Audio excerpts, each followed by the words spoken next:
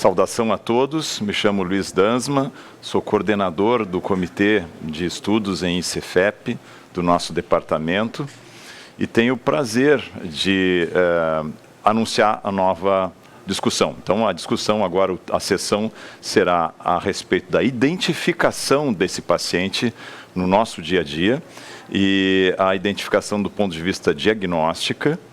E para coordenar essa mesa, eu vou chamar um professor camisa 10, né? O Dr. Salvador Rassi, que certamente vai vai explorar bem o nosso caso clínico à luz das evidências que vão ser apresentadas. O professor Salvador Rassi é professor titular em cardiologia da Faculdade de Medicina da Universidade Federal de Goiás. Professor? Obrigado, Dansman, pelo camisa 10. Eu que agradeço muito o convite para participar como moderador dessa mesa, que é uma mesa extremamente interessante, cujos componentes dispensam a apresentação. As perguntas que vão ser feitas após o término da mesa podem ser feitas pelo chat. E aí elas vão ser enviadas e no final da discussão, no final da apresentação, vamos ter a discussão dos casos, das perguntas apresentadas. Agradeço muito a participação de todos nesse evento, que é o primeiro evento da nova diretoria e, obviamente, um evento que já se tornou um clássico, tá certo? Nos cursos apresentados pelo DEIC durante o ano. Bom, para iniciar a sessão, nós vamos ter a doutora Marceli Bonato. A doutora Marceli já é conhecida de todos nós, é uma médica atuante e uma nova líder da cardiologia. Ela atualmente ela coordena o serviço de insuficiência cardíaca e transplante cardíaco da Santa Casa, em Curitiba, e tem a sua formação nessa área feita no INCOR, no serviço de insuficiência cardíaca e transplante do INCOR. Marceli, então você tem os minutos necessários para apresentar o seu caso clínico.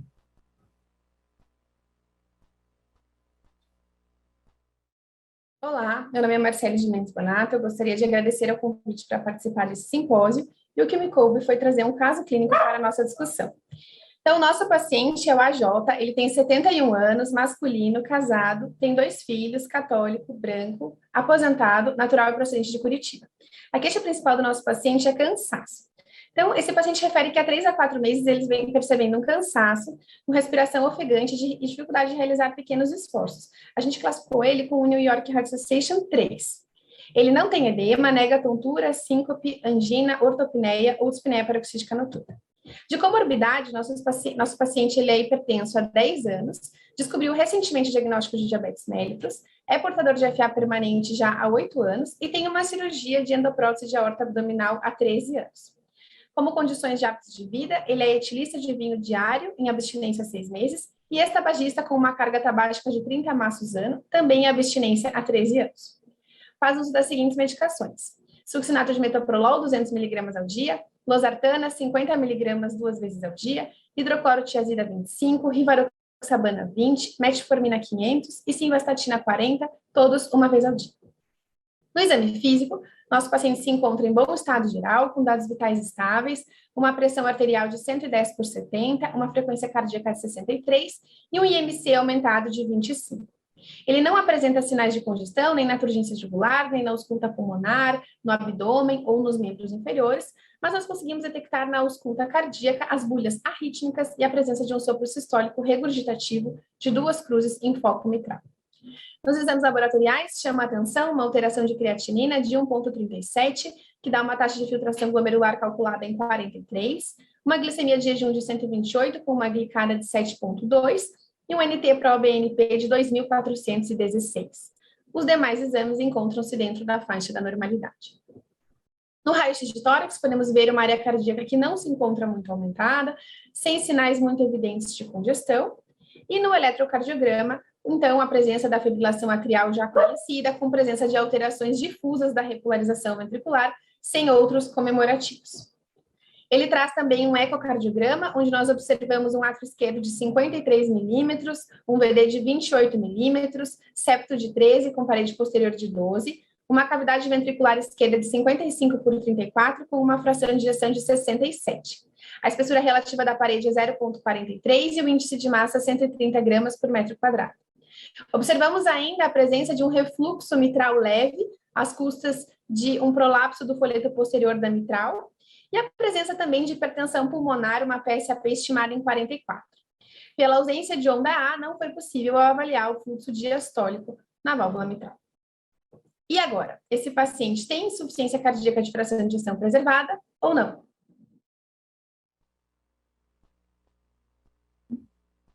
Muito obrigado, Marceli, pela clareza do caso. Agora, em seguida, nós vamos ver a apresentação do Dr. Antônio José Lagoeiro Jorge, que é professor da Universidade Federal do Fluminense e é professor também do programa de pós-graduação dessa universidade. Lagoeiro, você tem, então, 10 minutos para apresentar o seu tema, tá certo? Que é fatores de risco, tá certo? Obviamente, na insuficiência cardíaca com fração de ejeção preservada. Gostaria de agradecer o convite para participar do terceiro simpósio de Cefep e nós vamos abordar com vocês os fatores de risco relacionados à ICFEP. Eu não tenho nenhum conflito de interesses nesta apresentação. E insuficiência cardíaca é um grave problema de saúde pública, comprometendo em torno de 1% da população mundial.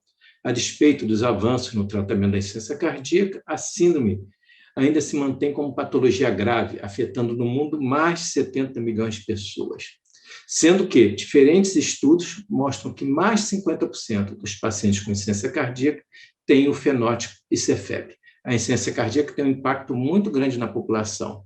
Dados americanos mostram que 1 em cada 5 indivíduos com idade maior ou igual que 40 anos irão ter insuficiência cardíaca. E metade dos pacientes que recebem o diagnóstico de insuficiência cardíaca morrem em 5 anos, independente do fenótipo de apresentação da IC.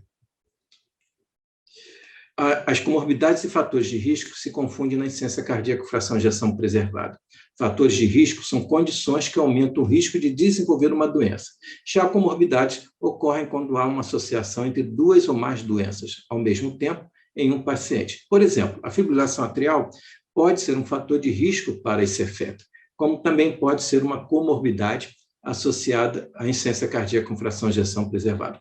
Pacientes com ICFEP apresentam, portanto, múltiplos fatores de riscos, ou comorbidades cardiovasculares e não cardiovasculares. Condições não cardiovasculares são altamente prevalentes na ICFEP, consistentes com a população idosa, e incluem, por exemplo, a doença obstrutiva pulmonar crônica, a doença renal e a anemia.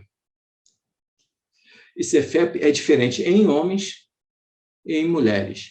E com o envelhecimento, o modelo da ICFEP também se modifica. Pacientes jovens com ICFEP geralmente são do sexo masculino, obesos, apresentam hipertrofia concêntrica do ventrículo esquerdo, maior risco de morte por doença cardiovascular e também por morte súbita. Em pacientes idosos, a ICFEP é mais comum em mulheres que têm mais fibrilação atrial e doença renal, maior aumento do átrio esquerdo e geralmente morrem de causas não cardiovasculares.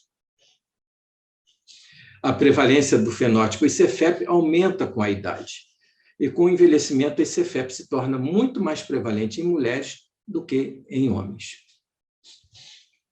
Dados do Cardiovascular Health Study de 2001 mostram uma prevalência maior de ICFEP, de 67% em mulheres, contra 42% em homens, sendo a ICFEP mais comum em homens do que em mulheres.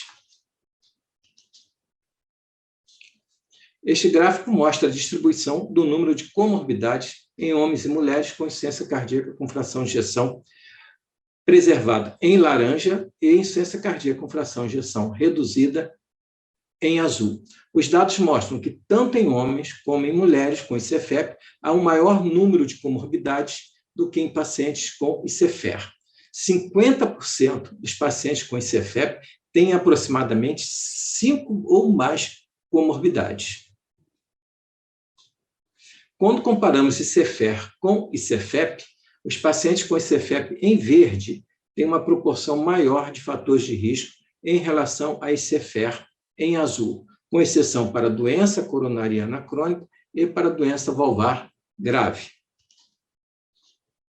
A prevalência de fibrilação atrial em pacientes com ICFEP é elevada, como mostra este gráfico, com 10 diferentes estudos de ICFEP, onde a prevalência da fibrilação atrial variou de um pouco menos que 20% a 40%. Existe, portanto, uma relação indissolúvel entre insuficiência cardíaca e fibrilação atrial. O desenvolvimento dessas duas condições está associado a vários fatores de risco comuns, como envelhecimento, hipertensão arterial, diabetes, obesidade, síndrome da apneia do sono. E uma vez instalada, a fibrilação atrial e a insuficiência cardíaca têm a capacidade de interagir uma com a outra, formando então um ciclo vicioso que irá causar alterações estruturais e hemodinâmicas. Fibrilação atrial pode ser considerada tanto um fator de risco como comorbidade na insuficiência cardíaca com fração de ejeção preservada. Nesta figura, observamos os dados de um estudo na comunidade que mostra a relação temporal entre o diagnóstico de fibrilação atrial e a ICFEP. E 2/3 dos pacientes envolvidos no estudo desenvolveram fibrilação atrial antes, durante ou após o diagnóstico da insuficiência cardíaca com fração de ejeção preservada. O estágio A de insuficiência cardíaca é definido pela presença de fatores de risco para IC em pacientes assintomáticos. Estes dados mostram a carga populacional dos 4 principais fatores de risco relacionados à definição do estágio A, nos Estados Unidos, de 2010 a 2030. Observamos um aumento da prevalência da obesidade, que vai ser o fator de risco com maior crescimento até 2030, e também da diabetes mellitus, enquanto que hipertensão arterial e a doença coronariana tendem hoje a uma estabilidade ao longo dos anos. Este estudo avaliou o risco para desenvolver ICFEP em relação aos 4 fatores de risco, né? A doença arterial coronariana, a obesidade, diabetes e hipertensão arterial, de acordo com a etnia. E aproximadamente 2/3 dos casos de ICFEP estão associados à hipertensão arterial e obesidade, enquanto o diabetes e a doença coronariana representam aproximadamente 1/4 de todos os casos. Para mulheres afro-americanas, hipertensão arterial e obesidade foram associados a mais de 90% dos casos de ICFEP. E para mulheres hispânicas, os mesmos fatores de risco foram associados a cerca de 72% dos casos de ICFEP. Este outro estudo, publicado agora em 2020, avaliou o impacto de vários fatores de risco no desenvolvimento da ICFEP e ICFEP em indivíduos com idade maior ou igual a 65 anos. Entre 138.388 indivíduos envolvidos no estudo, com mais de 65 anos de idade, 9.701 desenvolveram insuficiência cardíaca ao longo do tempo, com uma taxa de incidência de 20,9 por 1.000 pessoas ano. O estudo mostrou que os homens eram mais propensos a desenvolver a ICFER do que a ICFEP. A fibrilação atrial e a hipertensão arterial pulmonar tiveram associações mais fortes com o risco de ICFEP, enquanto cardiomiopatia e o infarto do miocárdio foram mais fortemente associados à ICFEP. A idade foi o preditor mais forte em todos os tipos de insuficiência cardíaca. A fibrilação atrial foi o fator de risco mais influente para o desenvolvimento de ICFEP, com IR de 8,4%, enquanto a cardiomiopatia foi o fator mais influente para o desenvolvimento da ICFEP, com IR de 20,7%. A conclusão do estudo foi que esses achados de relações heterogêneas entre vários fatores de risco importantes e o tipo de insuficiência cardíaca sublinham as principais diferenças potenciais na etiologia tanto da ICFEP quanto da ICFER. Internar e morrer são desfechos duros em pacientes com IC. E lembro que 1 em cada 2 pacientes com IC morre 5 anos após o diagnóstico.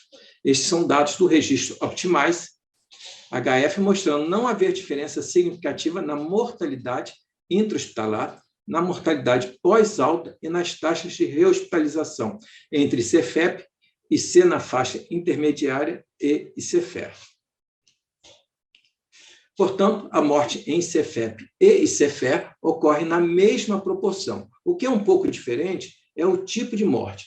Enquanto que pacientes com ICFER morrem principalmente de morte cardiovascular, a morte na ICFEP ocorre principalmente devido a causas não cardiovasculares.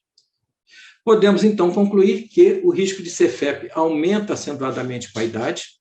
Ajustando por paridade e outros fatores de risco, o risco de Cefep é bastante semelhante entre homens e mulheres. Indivíduos com fatores de risco adicionais, como hipertensão, obesidade, fibrilação atrial e doença arterial coronariana, estão em maior risco para desenvolver Cefep. Comorbidades são comuns em ambos os tipos de insuficiência cardíaca, porém um pouco mais grave na Cefep, na qual aproximadamente 50% dos pacientes têm 5 ou mais comorbidades importantes. E, finalmente, a maioria das mortes em pacientes com insuficiência cardíaca são mortes cardiovasculares, mas a proporção de mortes não cardiovasculares é maior na ICFEP do que na ICFER. Obrigado pela atenção. Obrigado a você, Lagoeiro. Foi uma belíssima apresentação, muito claro o objetivo. Em seguida, a doutora Andrea Biolo vai falar sobre se o diagnóstico no ambulatório, se as diretrizes já são claras o suficiente. A doutora Andrea, ela é atualmente chefe do Serviço de Cardiologia do Hospital de Clínicas de Porto Alegre e professora da Universidade Federal do Rio Grande do Sul. Doutora Andrea. Olá, gostaria de agradecer a oportunidade de estar participando desse simpósio na companhia de colegas tão queridos do DEIC. Nós vamos falar, então, sobre o diagnóstico no ambulatório de Cefep e a pergunta que me foi colocada, as diretrizes são claras? Bom, iniciando, então, nós vamos falar um pouquinho sobre a classificação da insuficiência cardíaca. E aí, nós já partimos de uma situação que pode ser considerada um problema para o diagnóstico da Cefep, porque ao passo em que na ICFER nós temos um achado objetivo de fração de ejeção baixa para fazer esse diagnóstico, aqui a gente parte de um achado que é uma não alteração, né, para seguir adiante na ICFEP. Então, isso já dificulta um pouco o seu diagnóstico de uma forma mais objetiva. Tivemos no ano passado a publicação de uma definição universal de insuficiência cardíaca, que veio a esclarecer um pouquinho, mas ela não foge daquilo que a gente sabe que é o cerne da insuficiência cardíaca, né? Que é a presença de uma condição clínica, conjunto de sinais e sintomas compatíveis, que sejam causados por uma doença estrutural ou funcional do coração. E o que está acrescentado aqui é que haja uma necessidade de uma comprovação objetiva, uma evidência objetiva de congestão ou sobrecarga cardíaca. Então, partindo desses 3 critérios, a gente vai ver um pouquinho como prosseguir no diagnóstico da ICFEP. Primeiro, falando de desses pilares diagnósticos, que é a clínica, nós sabemos que temos diversos sintomas, né, associados e que devem estar presentes, em geral, no quadro de insuficiência cardíaca, aqui principalmente a falta de ar, a fadiga e a intolerância ao exercício, mas temos aqueles achados que reforçam isso, né, principalmente ortopneia, DPN, achados de exame físico que realmente aumentam a nossa acurácia para fazer o exame. No fenótipo da ICFEP, com diversas comorbidades, como a obesidade, isso fica mais difícil e a gente tem muito mais dúvida para fazer esse diagnóstico. Isso pode ser confirmado, inclusive, nesse estudo reportando as características de base dos pacientes incluídos no Paragon, que é um ensaio de ICFEP, onde, daqueles achados mais objetivos, vejam que nenhum deles esteve presente em mais do que 20%, 21% dos pacientes. Realmente é difícil a gente ter achados objetivos que confirmem, né, do ponto de vista clínico, esse diagnóstico. Indo, então, para aqueles auxiliares, né, que são os peptídeos natriuréticos e que vão nos ajudar na evidência objetiva de congestão ou sobrecarga, os peptídeos têm um papel importante no diagnóstico da IC. Eles auxiliam bastante também a excluir quando normais, mas na ICFEP, de novo, e também associado à obesidade, seu papel talvez não seja tão definitivo em muitos cenários. E aqui, de novo, um estudo pequeno, mas que ajuda a confirmar isso, né? 30 pacientes jovens com ICFEP, 70% deles em classe funcional 3, e metade desses pacientes tinha um nível de NT-pro e BNP absolutamente normal. Então, não podemos, muitas vezes, fechar esse diagnóstico utilizando os peptídeos natriuréticos. Por outro lado, o ecocardiograma tem um papel cada vez mais central nesse diagnóstico, tanto na confirmação de doença cardíaca, estrutural e funcional, como na avaliação objetiva de congestão e sobrecarga. Então, no primeiro momento, o ecocardio vai nos ajudar a excluir ICFR ou outras causas para síndrome clínica, como doenças valvulares e pericárdicas. Adicionalmente, vai nos dar uma avaliação estrutural e funcional cardíaca muito importantes, e ainda, né, aquelas evidências objetivas e correlatas de aumento de pressões de enchimento, de hipertensão pulmonar, que são muito importantes para esse diagnóstico. Uma limitação desses achados também é que, embora sejam achados muito importantes e sejam achados bastante específicos para o diagnóstico de CFEP, em geral, esses achados não são suficientemente sensíveis para, em muitos casos, também definir de forma absoluta esse diagnóstico. Então, eu acho que a chave aqui no diagnóstico realmente é a gente reconhecer essas limitações que a gente tem no desempenho da avaliação clínica, nesse cenário associado a comorbidades e aos fenótipos variados da doença. Reconhecer que é necessário determinar esse diagnóstico para poder encaminhar a melhor terapia dos pacientes e integrar os diversos domínios dessa avaliação. Nesse sentido, agora sim, né, entrando para uma visita às diretrizes, nós temos algumas que tentam entrar um pouco nisso. Essa aqui eu trouxe é da ESC de 2021, que simplifica um pouco isso, né, trazendo de novo o diagnóstico de CFEP, sinais e sintomas de insuficiência cardíaca, fração de ejeção preservada e evidência objetiva de doença estrutural ou funcional que justifique esse quadro clínico, e eles colocam aqui alguns exemplos de achados do ecocardiograma e de biomarcadores. De uma forma ainda não muito objetiva, no sentido de realmente dar o caminho para esse diagnóstico, sim, não e quando ir adiante. Nesse sentido, e para melhorar isso, nós tivemos, então, o desenvolvimento de alguns scores que têm nos ajudado a entender melhor como prosseguir no diagnóstico da ICFEP. O score HFpEF é um deles, foi desenvolvido em mais de 400 pacientes, validado em outros 100, e a confirmação da IC era por teste invasivo. A gente vê que a cada ponto somado, o diagnóstico de CFEP aumenta e na validação o desempenho do score continuou bastante bom.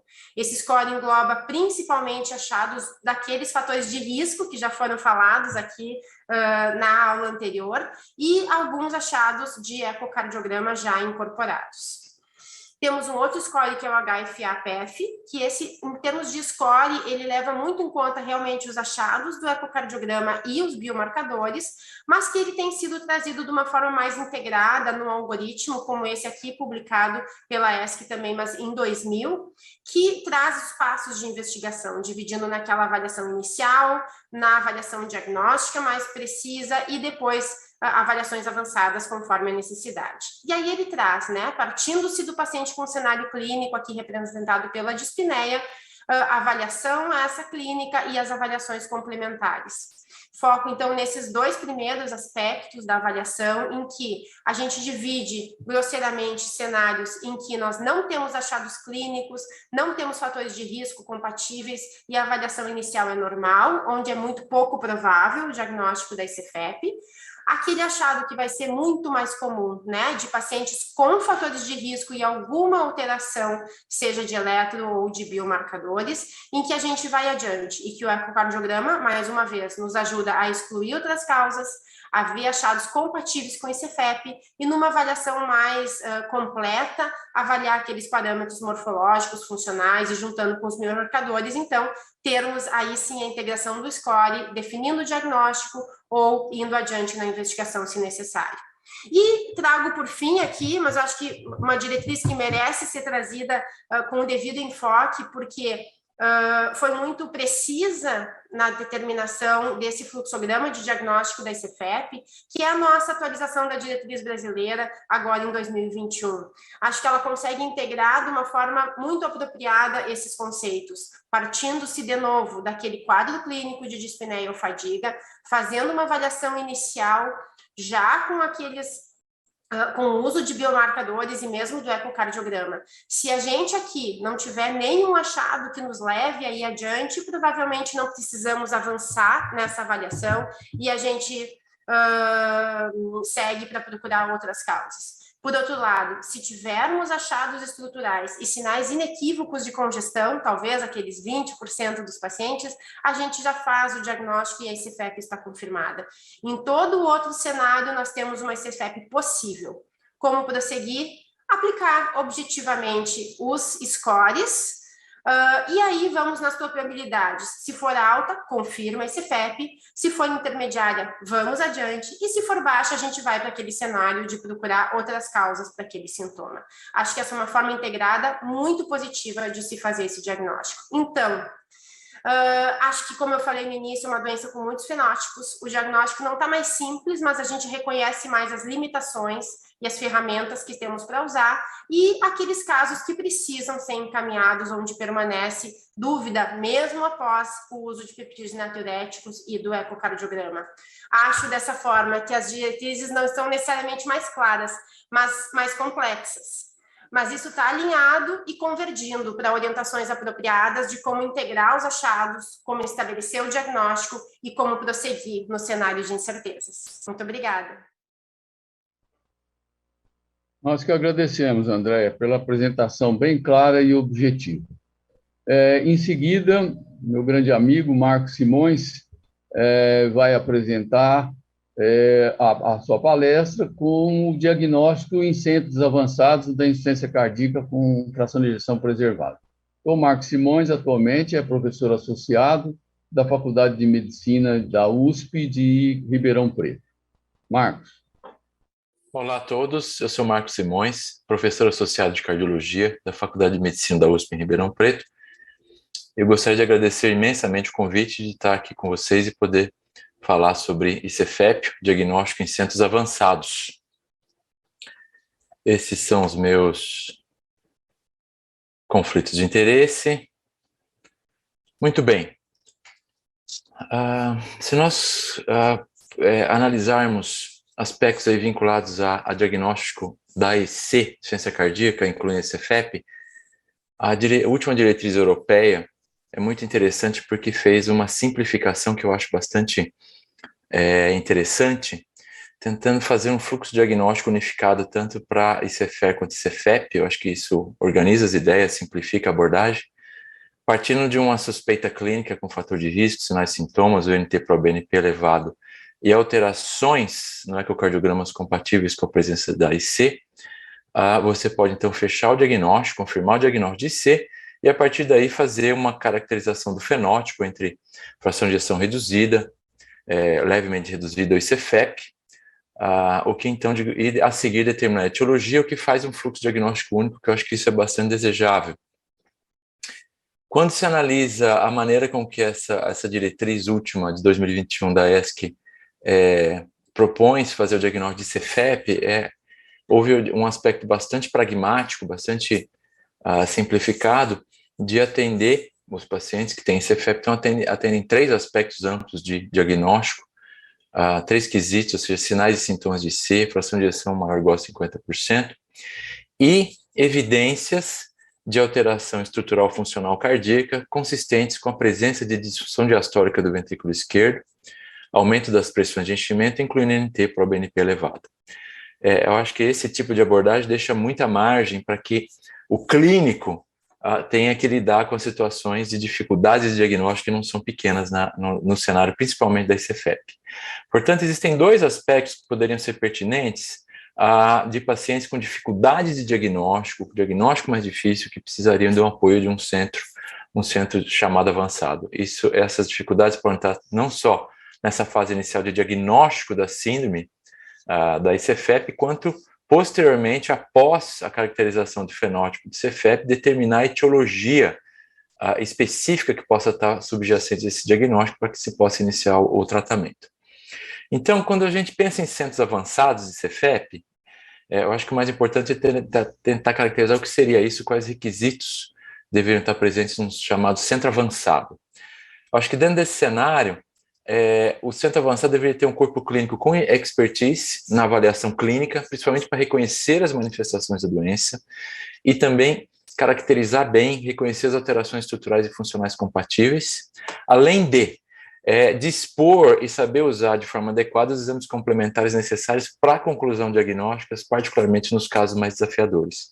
Não só um ecocardiograma abrangente em repouso, mas também dispor de algum método de estresse hemodinâmico diastólico, com ecocardiograma de estresse diastólico, ou mesmo teste hemodinâmico invasivo com estresse. E, além disso, após fechado o diagnóstico, ter o olhar, a expertise para fazer o diagnóstico da etiologia de forma segura, para que possa tratar os pacientes de forma adequada.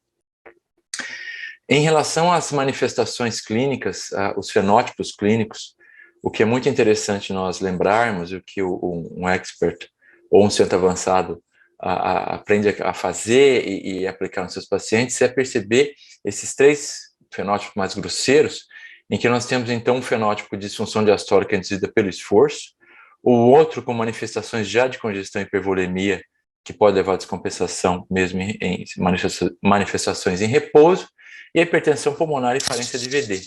Lembrando que o curso clínico vai se alterando ao longo do tempo e o paciente vai tendo descompensações ficando mais grave, com aumento do risco, aumento do NT-proBNP, à medida que nós avançamos para esse polo mais grave de hipertensão pulmonar e falência de VD. Mas o desafio do diagnóstico, sem dúvida, se encontra não nessas fases mais tardias com congestão e repouso, mas lembrar que uma estimativa que cerca de 50% dos casos, a grosso modo, tem como manifestação exclusiva de dispneia aos esforços. E esses são os pacientes de maior desafio. Esses pacientes não têm sinais físicos de congestão, o raio-x também de tórax não ajuda muito, e o BNP é muito pouco elevado, ou pode ser até normal nessa fase. E é aqui que a gente encontra a maior dificuldade diagnóstica, que eu acho que onde os centros avançados podem ter um papel no diagnóstico. Outro aspecto importante é lembrar que a hipertrofia concêntrica que a gente procura nos pacientes com ICFEP nem sempre está presente, que vários levantamentos sugerem que você pode ter, em 1/3 desses pacientes, alterações da parede do ventrículo esquerdo ausentes, ou seja, um padrão normal, e mesmo hipertrofia excêntrica em 16%, mostrando então que a gente tem uma variedade de manifestação de padrão de hipertrofia e remodelamento do ventrículo esquerdo nesse cenário. Isso é importante a gente lembrar no momento de avançar o diagnóstico. Outra coisa é o NT-proBNP, o que faz o diagnóstico também mais desafiador. Lembrar que 20% dos pacientes com ICFEP documentada têm um NT-proBNP baixo, mas apesar disso continuam tendo mortalidade, descompensações semelhantes àqueles que têm BNP alto, mostrando então, apresentando um pouco mais de complexidade nesse cenário. Quando a gente avalia centros avançados, isso aqui é a experiência da Mayo Clinic em avaliar pacientes ambulatoriais com dispneia aos esforços. Esse trabalho é muito interessante porque tomou como padrão o ORO-CAT, o teste hemodinâmico invasivo no cateterismo cardíaco, mostrando para nós que quando se aplica os critérios clássicos da ESC, que nós comentamos, você tem uma sensibilidade a grosso modo de 60%, para diagnóstico da ICFEP, mostrando que cada 10 pacientes, 4 podem continuar com dispneia aos esforços sem que você ache ou encontre o diagnóstico de ICFEP, mas que quando você agrega o eco de estresse diastólico, essa sensibilidade aumenta para 90%, mostrando o benefício de um centro avançado em agregar métodos com estresse diastólico para poder fazer diagnóstico da doença, aumenta a confiabilidade, a detecção de casos reais de ICFEP, mantendo uma boa especificidade. Eu acho que isso é um aspecto muito, muito importante que a gente tenha em mente quando se pensa no diagnóstico e centros avançados. Quais pacientes deveriam ser idealmente levados para um teste de estresse diastólico? A gente pode usar os scores tanto da Sociedade Europeia quanto da Americana, o AGE2FF Score, para identificar os pacientes com probabilidade intermediária da doença para levar adiante uma investigação com teste de estresse diastólico. Mas, sem dúvida, um aspecto muito chamativo nesse cenário é irmos adiante, além do diagnóstico da ICFEP, pensar na etiologia que pode estar subjacente a esse fenótipo, além da ICFEP primária, pensar nos diagnósticos diferenciais, incluindo aqui a amiloidose e a cardiomiopatia hipertrófica. Nesse cenário, a amiloidose tem sido muito lembrada, porque pode, de fato, ser uma mimetizadora e está por trás do diagnóstico de uma ICFEP aparentemente primária, então a gente precisa procurar ir atrás dessas investigações. Alguns centros, aqui é o da Johns Hopkins, um centro avançado de ICFEP, mostra que de pacientes que foram encaminhados para diagnóstico da etiologia de ICFEP, esse estudo encontrou a amiloidose em 14% desses pacientes ambulatoriais com esse fenótipo de dispneia esforço, exibindo ICFEP. Lembrar que dentro desse diagnóstico diferencial, 20% desses pacientes com amiloidose tinham amiloidose AL, que tem um prognóstico ruim, uma evolução mais favorável, precisam ser diagnosticados muito precocemente.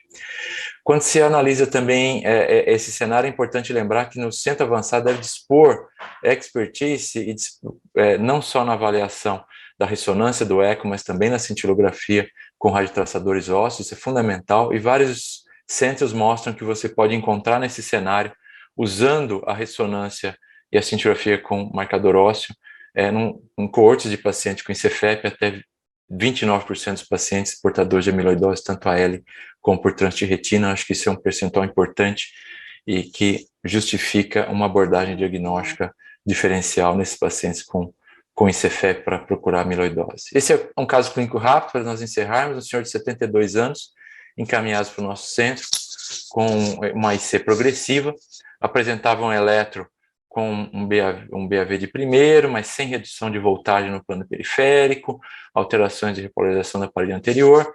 Um eco mostrou alterações altamente sugestivas de amiloidose, com apical sparing, sparkling, aspecto granuloso, espessamento muito importante de paredes. Nós fomos adiante e procuramos, então, perante essa suspeita muito forte, nesse paciente com ICFEP, de suspeita de amiloidose, investigar cadeias leves. Foi encontrado aumento da lambda livre no free light, na relação capa-lambda. Esse paciente, então, seguiu a rota hematológica, mas tanto a biópsia de medula como tecido periférico não encontrou infiltração amiloide, que seria o caminho diagnóstico essencial. Nós realizamos uma biópsia, então, do ventrículo direito, que também não encontrou substância amiloide, havia uma infiltrado fibroelástico, mas sem a refringência verde maçã na luz polarizada, então o diagnóstico não fechou. Nós fizemos a ressonância magnética que confirmou alterações infiltrativas, com um realce tardio muito sugestivo de amiloidose, subendocárdico difuso, quase transmural em algumas áreas. E aí nós, então, perante a suspeita reforçada de amiloidose, nós fomos adiante e fizemos a biópsia do ventrículo esquerdo, e nós, então, encontramos os infiltrados amorfos, com vermelho Congo positivo e com revergência verde maçã à luz polarizada, fechando aí o diagnóstico de uma provável amiloidose AL. Estamos aguardando a espectrometria de massa para fechar o diagnóstico e diferenciar de um potencial MGUS e uma amiloidose mais rara de outra origem. Portanto, eu acho que todo esse cenário de investigação, lançando mão dos métodos diagnósticos, tanto por imagem e o raciocínio clínico, mostra a importância de um centro avançado para o diagnóstico correto da ICFEP e também investigar a etiologia específica, que eu acho que é algo fundamental que a gente tenha na nossa prática clínica. É isso que eu tinha para apresentar. Muito obrigado pela atenção. Um abraço a todos.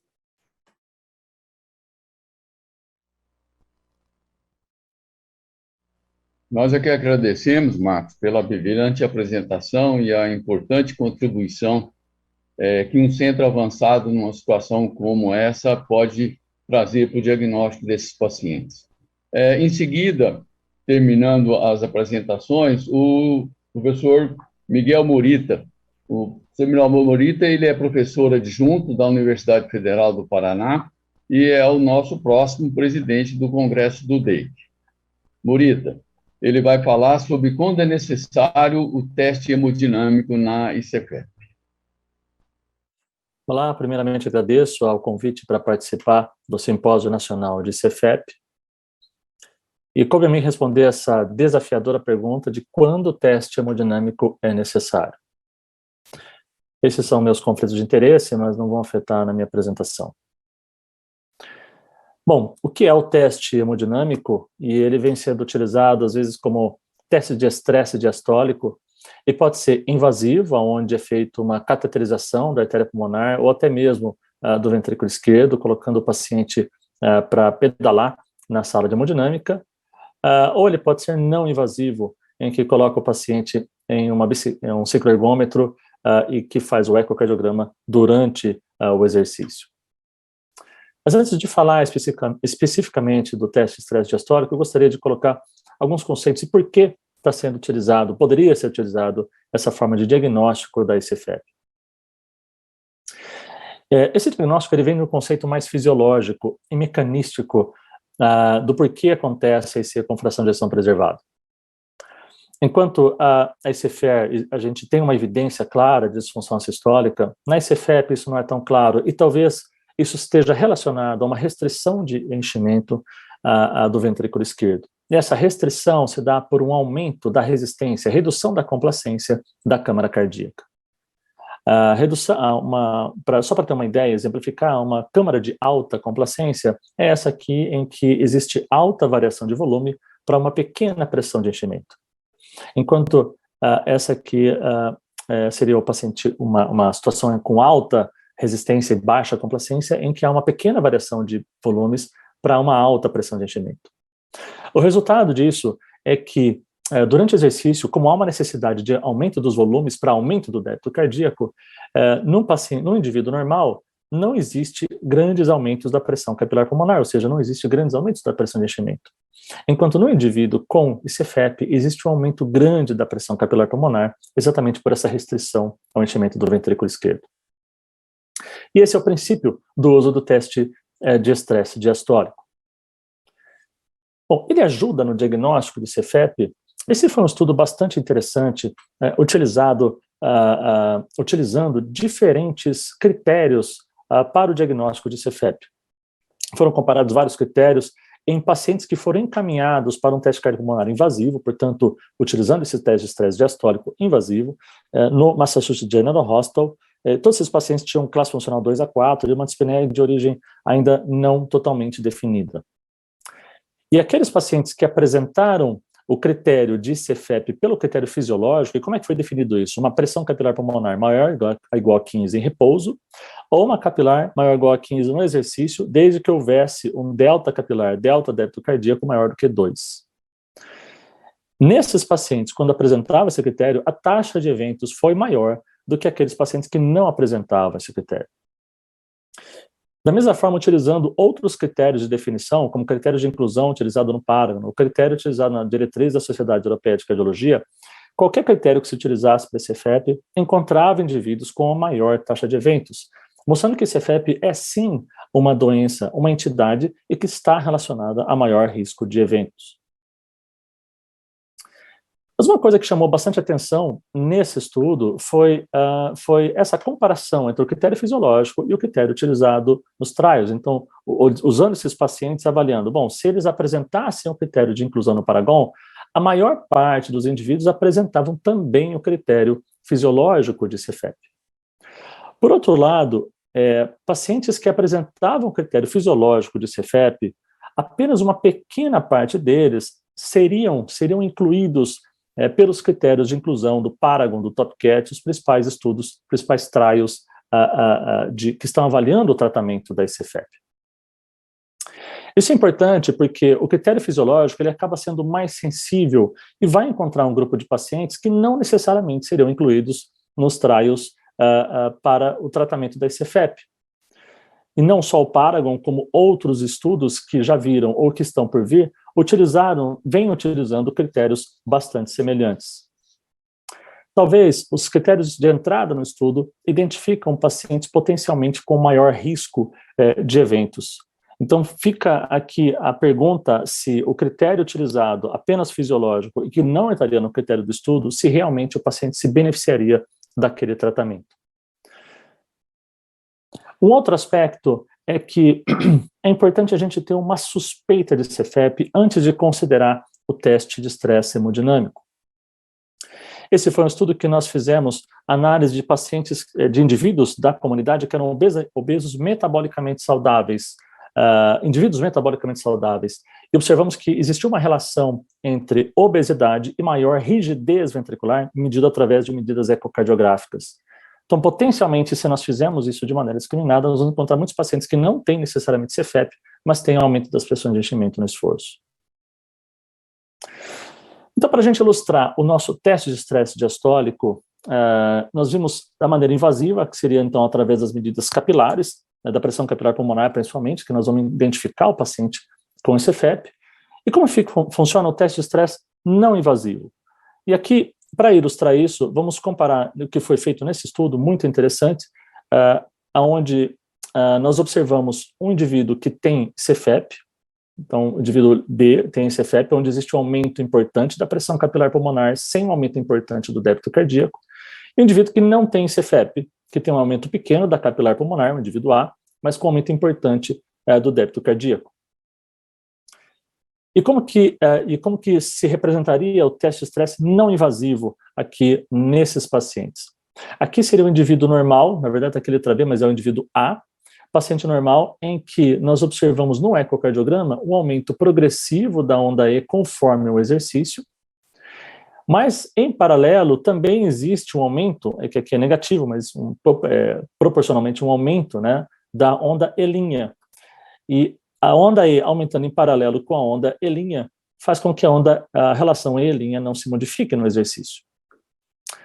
Por outro lado, no paciente com CFEP, existe um aumento da onda E, mas sem uma mudança significativa da onda E', de tal forma que a relação E' aumenta durante o exercício.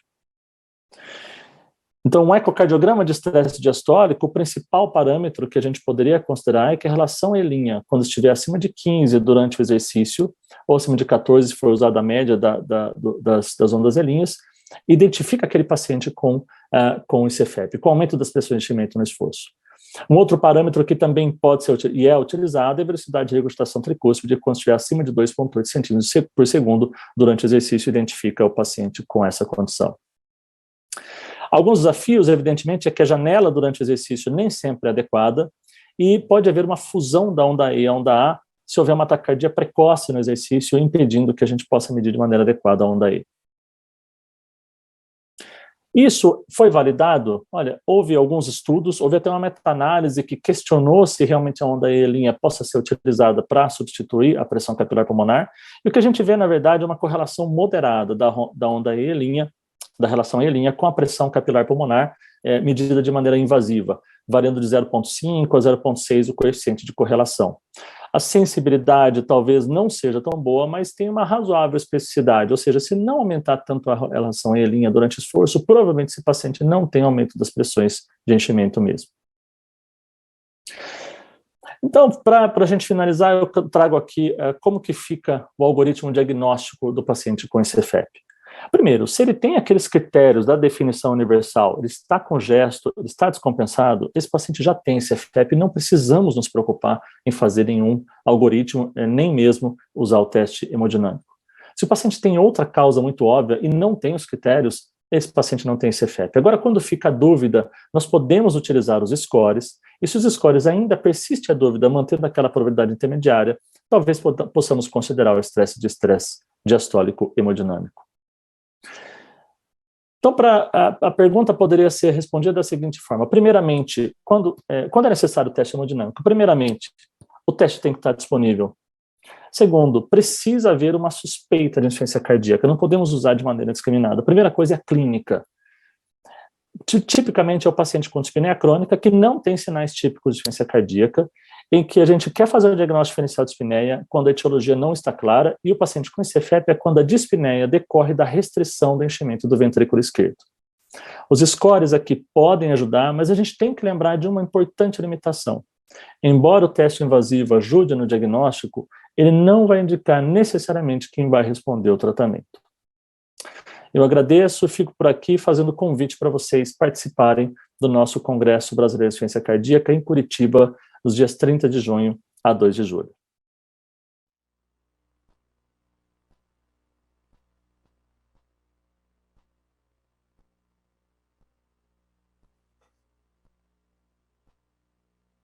Muito obrigado, Morita, pela apresentação, tá certo? E com certeza a comunidade deiquiana vai estar todinha com você lá em Curitiba.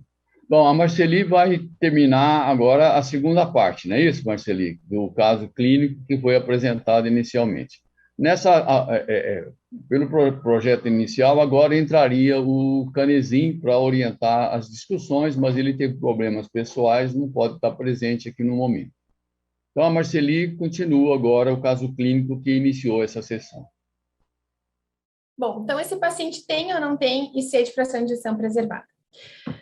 Vamos olhar para o diagnóstico que a Diretriz Brasileira de Ciência Cardíaca nos propõe para nos auxiliar a fazer esse diagnóstico de CFEP. Então, inicialmente, nós temos um paciente com dispneia eufadíaca, nós desconfiamos que CFEP é uma possibilidade para o diagnóstico, iniciamos uma investigação básica com anamnese, exame físico, eletro, raio-x, ecocardio e biomarcadores, e vamos procurar identificar se esse paciente tem nesses exames uma fração de ejeção maior que 50, presença de remodelamento cardíaco, disfunção diastólica e sinais inequívocos de congestão. Se a resposta for não, nós devemos considerar outras alternativas de diagnóstico. Se a resposta for sim, isso confirma o CFEP. Mas se a resposta for possível, né, a gente nem consegue excluir nem confirmar, nós devemos seguir adiante com a aplicação de 2 scores, e foi isso que a gente fez. Então, olhando para o primeiro score, esse paciente pontua na hipertensão, na fibrilação atrial, na hipertensão pulmonar e na idade avançada. E com isso, ele soma 6 pontos, ficando dentro da faixa de alta probabilidade de CFEP. Aplicando aí no segundo score, nós vamos observar que esse paciente pontua na hipertensão pulmonar, no aumento do volume do átrio esquerdo, nos sinais de hipertrofia, na relação da parede livre do VE e também nos níveis de biomarcadores. Nesse score, o paciente também soma 6 pontos e também se insere dentro da faixa de alta probabilidade. Então, quando nós voltamos para o fluxograma e encontramos scores que apontam para alta probabilidade, a gente confirma o diagnóstico de CFEP.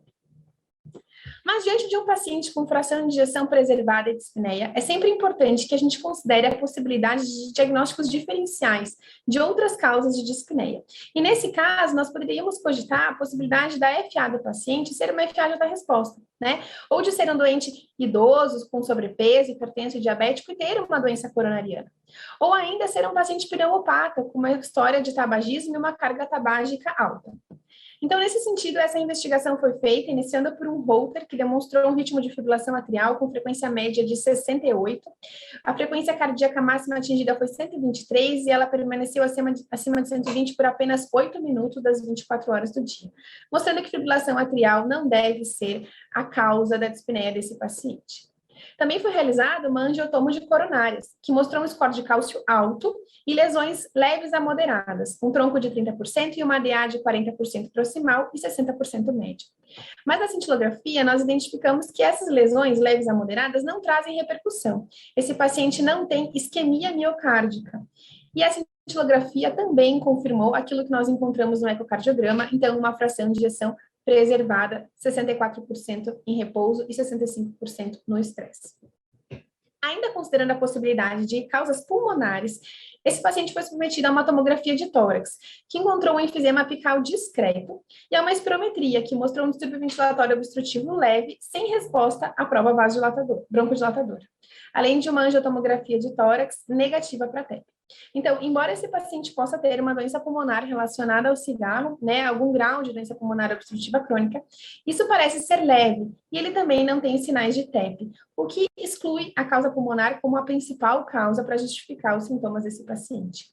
Então, existe uma importância nessa avaliação de comorbidades que são frequentemente presentes nesses indivíduos com IC de fração de ejeção preservada, para avaliar se o diagnóstico diferencial da dispneia diz respeito a alguma dessas condições, ou se são apenas comorbidades em um paciente com ICFEP. Mas, diante dessa situação, o que podemos fazer? Podemos investigar a etiologia da ICFEP, podemos tratar e compensar bem essas comorbidades e oferecer um tratamento específico para a doença. Pensando nisso, foi solicitada uma ressonância magnética de coração para entender se existe, né, uma etiologia para essa insuficiência cardíaca não isquêmica. Foi orientado o controle de pressão, glicemia, LDL, controle de frequência cardíaca e anticoagulação, no sentido de manter essas comorbidades o mais compensadas possíveis. E foi iniciado o inibidor da SGLT2, tendo em vista os recentes estudos com essa classe de droga para pacientes com fração de ejeção preservada, e também ao fato do doente ser diabético, usar metformina e não ter uma hemoglobina glicada no alvo. Muito obrigada.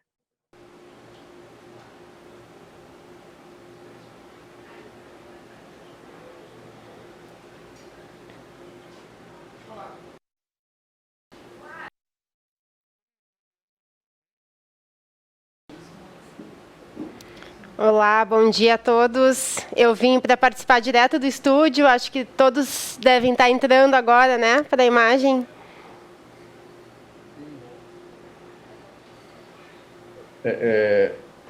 Acho que todos poderiam, então, abrir o microfone.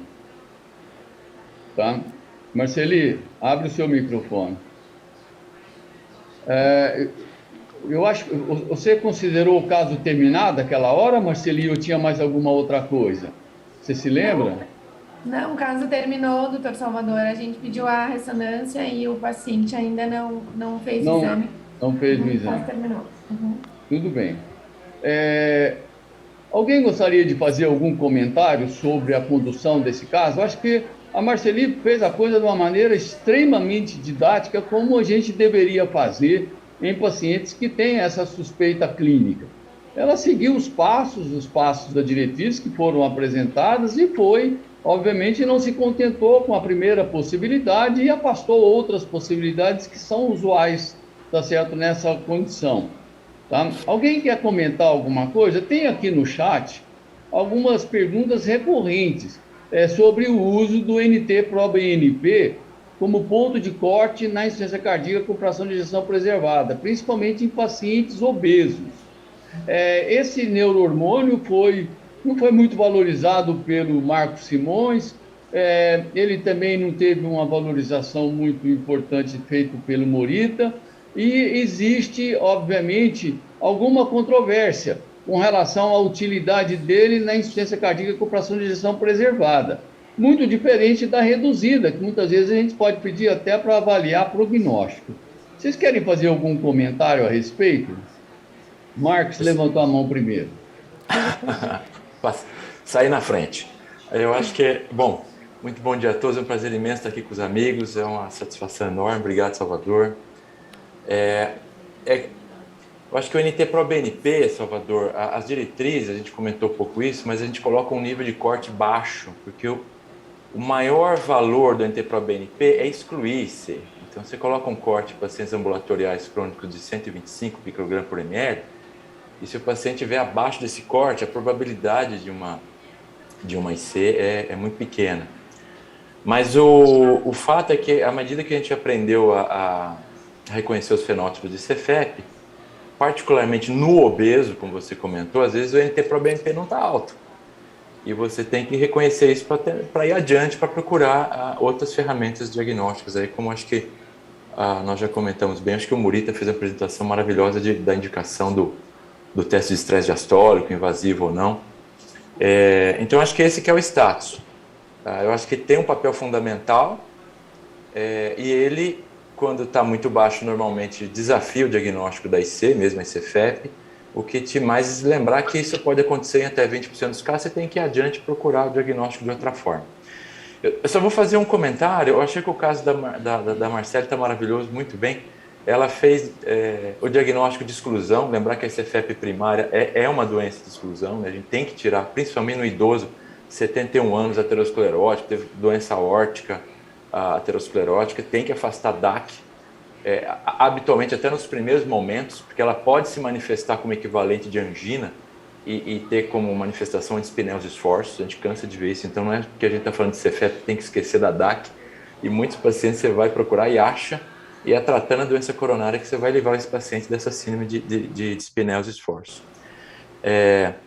Mas uma coisa que eu queria comentar, quando os critérios da ESC, que são clássicos, fecham o diagnóstico, e eu acho que esse paciente da Marceli fecha muito bem logo no primeiro momento, se você olhar os aspectos clássicos da ESC, tem hipertrofia de VE, tem ato esquerdo muito aumentado, ele tem o NT-proBNP muito aumentado, esses critérios clássicos têm alta especificidade, então acho que o diagnóstico está feito. Então, por exemplo, nesse caso aí, eu nem recorreria a um score de risco e probabilidade para me guiar na conduta, porque eu acho que o diagnóstico está feito. Eu tenho reservado aplicar os scores de risco e probabilidade para os pacientes que não fecham os critérios clássicos, que necessitam de avaliação estrutural, NT-proBNP e tudo mais.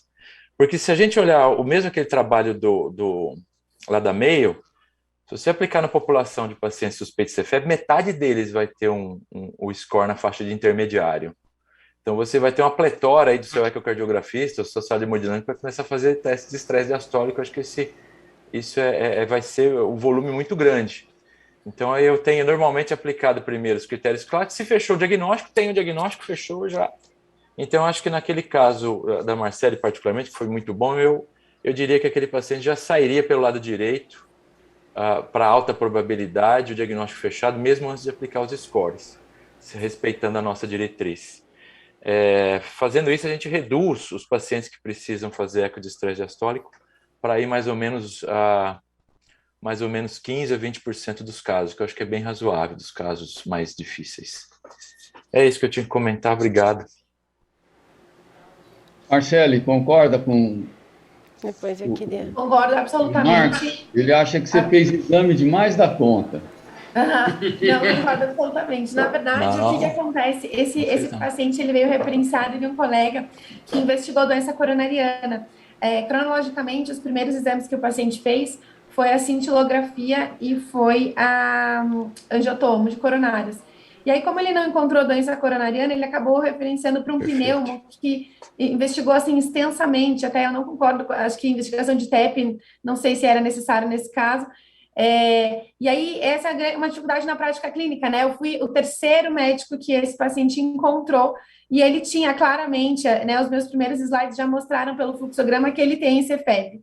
Então, eu acho que a gente perde muito tempo quando a gente não pensa em CFEP. Entendo a importância absoluta de investigar a coronariopatia num doente idoso, diabético, hipertenso, com doença de aorta abdominal, né? Entendo também a necessidade de investigar a doença pulmonar obstrutiva no paciente com alta carga tabágica, e entendo que fazer esses dois diagnósticos é valioso, porque eles podem coexistir com a CFEP e merecem tratamentos otimizados também.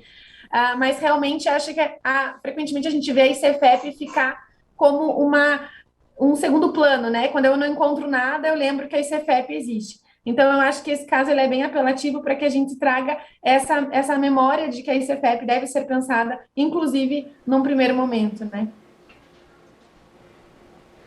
Salvador. Pois não. Acabou o tempo ou não? Acabou. Eu, infelizmente, vou ter que encerrar. É uma mesa espetacular, tanta coisa a ser discutida.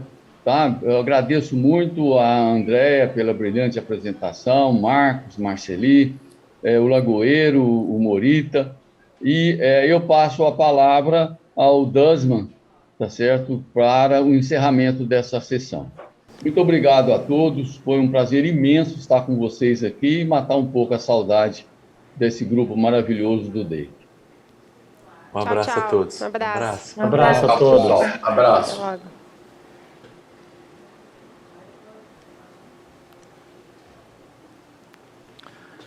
Bom, como eu tinha falado para vocês, aprendi muito nessa mesa. Uma pena que a professora Andréia não pôde comentar alguma coisa a mais sobre o nosso caso da Marcele. E anuncio, então, a próxima sessão, que vai ser um simpósio satélite, que vamos falar sobre mecanismos cardiovasculares possivelmente responsáveis pelos resultados em diminuição de desfechos das medicações inibidoras da SGLT2. Daqui a uns 2 minutos. Obrigado.